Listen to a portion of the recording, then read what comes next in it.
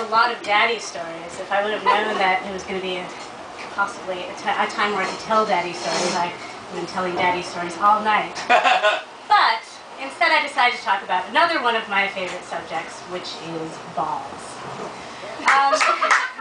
Yay! Now, if you look at me, you know, I'm very little and cute and sweet.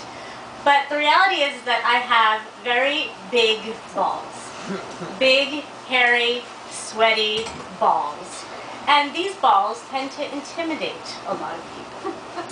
So, despite the fact that I'm very cute and sweet and seemingly innocent, I find it very hard to find people that can top me. Now, as somebody who has these big balls, all I really want is for somebody who will top me. I want somebody who's going to say to me, shut the fuck up, sit down, and just do what I tell you. They're going to grab me by the hair, they're going to tell me to be a good girl, they're going to do all these kinds of things to me. However, it's very, very hard for me to find that. I don't know why. It must be these big fucking balls that get in the way, swinging in their face, and they're like, oh, okay, well, I can't talk.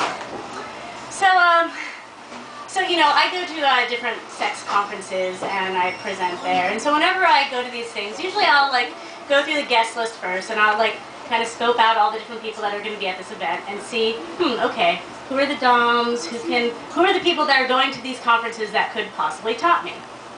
And then I try to have conversations with them so that way we can have a rapport and maybe something will pan out. So this one that I was going to is no different. I had, a few people in the roster. We'd emailed, we chatted, oh, maybe we can, this will happen. It was pretty exciting. Within a very short time, they had all very quickly disqualified themselves for one reason or another. There was the daddy guy who was like, oh yeah, I'll totally be a daddy. And I'm like, oh, okay, so what are you going to do? And he's like, well, I'm going to come home and daddy's going to be tired and daddy's going to need his feet rubbed. I'm like, no. Is daddy bringing me home a fucking pony? No. If I'm not getting what I want, then daddy's not getting shit. And I'm definitely not going near your fucking smelly feet. That is disgusting. I am not that kind of little girl. Sorry, daddy.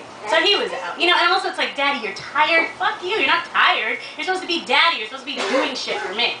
So he was. Then, there's like the master guys that are like, oh, I'm going to like take you and I'm going to put you in a cage. I'm like, okay, does the cage have a down comforter in it? Does the cage have like TiVo, or does it have like drinks and snacks? No, I am not doing the cage thing. I am not that kind of sub. I am the one that's a princess. I'm like a little doll. I want to be cherished and I want to be given stuff. So that's the kind of sub that I am. So maybe this is part of the reason why I have such a hard time finding people who top me, because I want a service top. I want somebody who's going to do stuff for me. But whatever, these are all just labels. So, by Saturday night of this weekend, I found myself footloose, fancy-free, no fucking daddy anywhere, and I was really fucking frustrated. And I was totally over it. And I was like, you know what? I just cannot find a man with bigger balls than me anywhere. This is fucking ridiculous. So I was like, all right, well, we'll just like go hang out. So I'm like running around the different parties with my friends. And this guy comes up, he's like skinny, little, cute guy. And I had seen him before. I was like, oh yeah, he's cute, but he's not like, whatever. He's just like some skinny little guy. And so he holds up an orange, and he says to me, have you ever seen balls as big as an orange? And I'm like, no. And then he, without any provocation, he whips up his kilt, because he was wearing a kilt. And there, behold, are his balls. And they are huge. And they are filled with saline. Now, I don't know if anybody's ever heard of this, but there is something you can do. And you basically inject saline into your ball sack. And apparently it feels very nice, and it makes the guy feel like he has a sense of fullness and all of this. But for me, it was just incredible, because not only do I like somebody with proverbial big balls, but I also kind of have this thing for balls, like when they're like big and juicy and plump and all like, it's kind of like, there's this thing that I like to call like bubblegum genitalia. It's like, if you've ever seen like somebody's like cock or pussy that's all like plump and it's like, it looks like the kind that you can just chew on. You're like, that's what I like. Bubblegum ball. So this guy had the ultimate bubblegum ball set. It was so fucking awesome. And I was like, oh my god, I just want to like play with your balls all night. So he was like, all right. So I knew that this was something that we could go and do. So basically we decided to just run around this convention and show off this guy's balls to everybody. It was great. We developed this whole shtick. And so he would just stand there, you know, with his, all right, with his kilt on, and I had the orange, and I would be like, hello and welcome. Here, look at this orange. Have you ever seen an orange like this? Have you ever seen anything that looks like this, that might be the same size? Here, the seventh wonder of the world, the big, juicy, bodacious ball sack. And he would lift up his skirt, kilt, and there would be the balls and the orange, and it was such a beautiful sight. And so really this was a very fulfilling thing for me. We just did that for a few hours, and every time you do it, I would like rub the balls and squeeze them. And so after a few hours of this, him and I were very friendly, and you know, we had now become partners in balls or something. And so, you know, we were like, well, you know, let's try something out. So we're in one of the rooms, and around us, you know, there's people getting flogged, and there's people getting fisted, there's people getting, you know, face fucked, whatever, you know, all that stuff.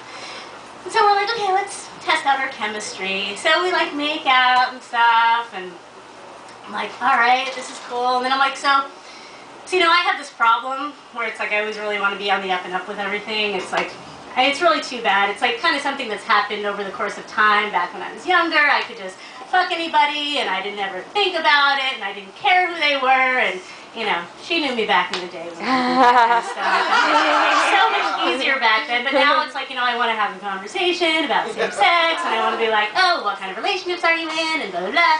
So he's like, oh, I have a girlfriend. And I'm like, okay. And he's like, well, we're in a monogamous relationship. And I'm like, oh, not okay.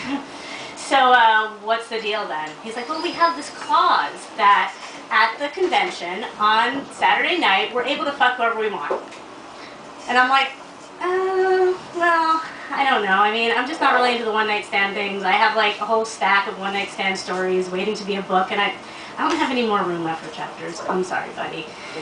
And he's like, well, come on. But, you know, the thing is, I've been thinking for the past few hours of like how much I really want you to dominate me. At that point, I was like, all right, well, I'm not interested. Obviously, even the man with the biggest balls here does not have big enough balls for me because he still wants me to be on top. So I was like, all right, well, I'll see you later. Go have fun finding somebody to fuck.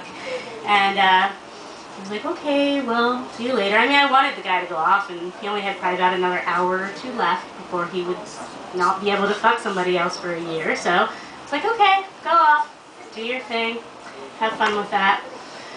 And I was just like, all right, now what? Well, I'm kind of hungry. Nothing around, and there's drinks around. There's an orange. So, picked it up, peeled that fucker. It was the juiciest thing I had all weekend.